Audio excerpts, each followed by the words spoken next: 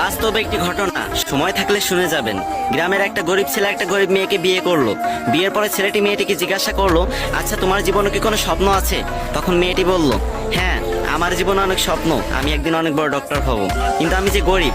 তখন ছেলেটি হেসে বলল, আরে এই ব্যাপার, আমি আছি না। তারপর ছেলেটি মেয়েটিকে নিয়ে শহরে চলে গেল।